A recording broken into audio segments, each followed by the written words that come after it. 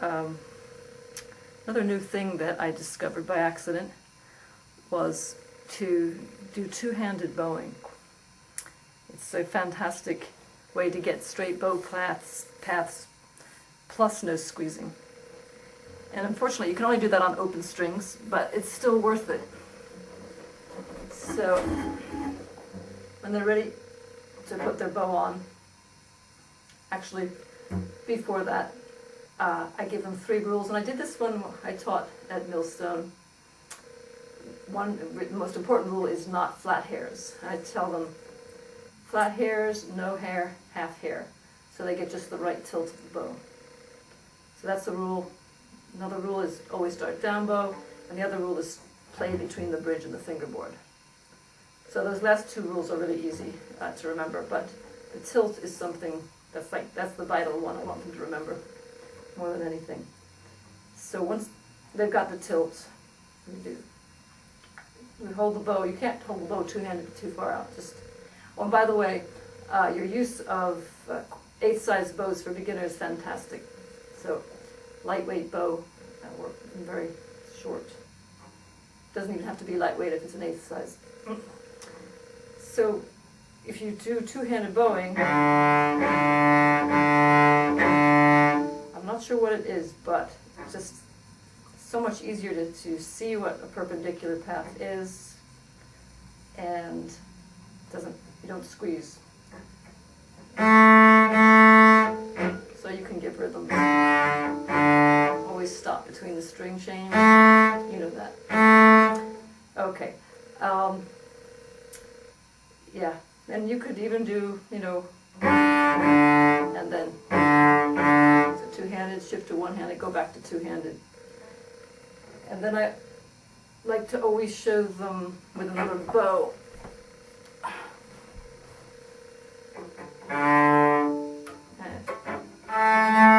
The difference, so that they know that their arm is going to be higher for A string, lower for D, and so forth.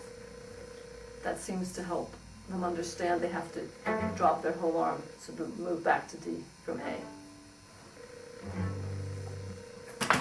Okay. So before I get to the left hand, which is probably the hardest thing you have to teach in school, because for cello it's just much more complicated than for violin if you want to have a balanced weight on each finger. Let me just see. You know all about the bow games for bow hold. Oh, finger flexing is a really important thing. I used to only do it with advanced students, but now I do it with beginners. So some beginners can keep the hairs flat facing that way and do this. If that's too hard, you can just hold horizontally, pull up, scrunch up the fingers, and let them go really long, and then go to a medium position. So up, medium, low, straight fingers, back to normal. And constantly remake the bow hold on. And yeah, so that's all I would do with finger flexing right away.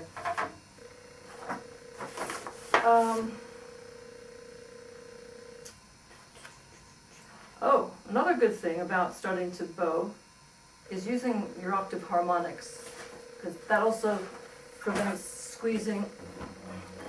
So if you put a star up here, and always tell them to use their ring finger, and tell them that this is the bow storage area. They love to rest their bow here. If you have a straight wrist, it works. If you don't, it doesn't. So that gets them to be doing that well. So if you play on harmonics, it also prevents squeezing from going on. And once they are doing one-handed bowing rather than two-handed, then I talk about the elbow swinging up and out on the down bow, and even more important, they don't do this naturally, the elbow coming in towards the cello, and I tell them, feel like you're almost going to crash into the cello, but you won't, of course, crash in. Because you want the up bow to be initiated with the big muscles of the arm, so saying the elbow like that usually helps.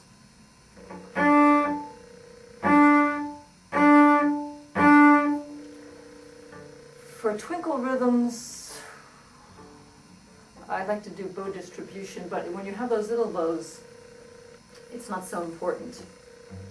So I think with those little bows, they pretty much stay in the middle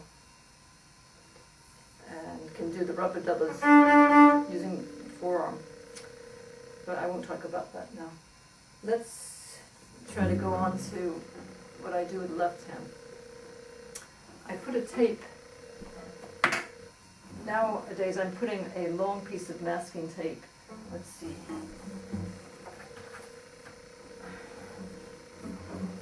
Get my cello down here.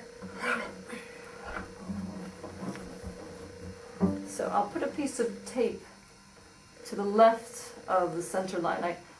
I sometimes say think of an imaginary line down the back of the cello neck, but I'm tending to now, and that actually works, that's a good thing, but if they actually remember and follow that instruction, to never let their thumb cross the imaginary line.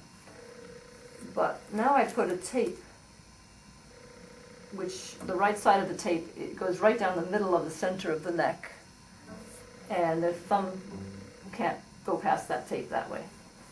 And then what I do is I put positions for the thumb. So if you're playing fourth finger note, I'll put a 4 where the thumb is here. I'll put a 3 there, and I'll put a 1 there. So these are where your thumb slides up and down to. Thumb's not opposite fourth finger. It's opposite first, opposite second, but I don't usually put second on there.